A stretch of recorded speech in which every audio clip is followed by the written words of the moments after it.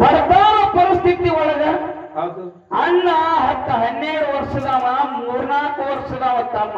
ಹೌದು ಅಷ್ಟು ಸಣ್ಣವ್ರಕ್ಕೆ ತಾಯಿ ತಂದೆ ತೀರ್ಕೊಂಡು ಹೋಗಿದ್ರು. ತಾಯಿ ತಂದೆ ತೀರ್ಕೊಂಡು ಹೋಗ್ಯಾರ. ಹೌದು ಹಿಂಗ ಪ್ರಪಂಚ ನಡೆದದ.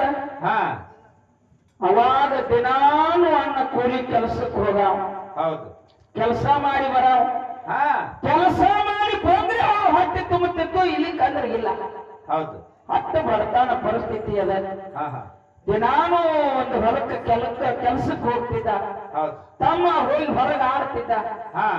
ಈ ಬ್ಯಾಸಿ ಬಿಸಿಲಿನೊಳಗ ಅವಾಗ ಓಡೋಡಿ ತಮ್ಮ ಅಣ್ಣನ ಬೆನ್ನ ಹತ್ತಿ ಅಡ್ಡಾಡಕತ್ತ. ಅವನು ಅವಾಗ ವಿಚಾರ ಮಾಡುವ ಅಣ್ಣಿದ್ದ ಏನು ತಾನ ನಮ್ಮ ತಮ್ಮನ ತಾಯಿ ಅಂದ್ರು ನಾನೇ, ತಂದೆಂದ್ರು ನಾನೇ.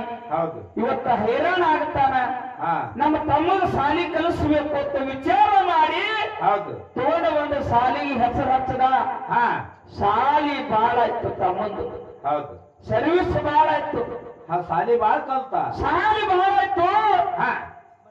ಸಾಲಿ ಒಳಗೆ ನೌಕರಿ ಬರುವಂತ ಟೈಮ್ ತಮ್ಮಗ್ ಬತ್ತು ಕೂಡಿ ಬಂತು. ಅವಾಗ ಬಂದು ಅಣ್ಣಗ ತನಗಣ್ಣ ನೌಕರಿ ಜಾಯಿನ್ ಆಗಬೇಕಾದ್ರೆ 5 ಲಕ್ಷ ರೂಪಾಯಿ ಕೇಳ್ಯಾರ. ನಮ್ಮದ್ರೆ ಬಡತನ ಪರಿಸ್ಥಿತಿ ಅದ.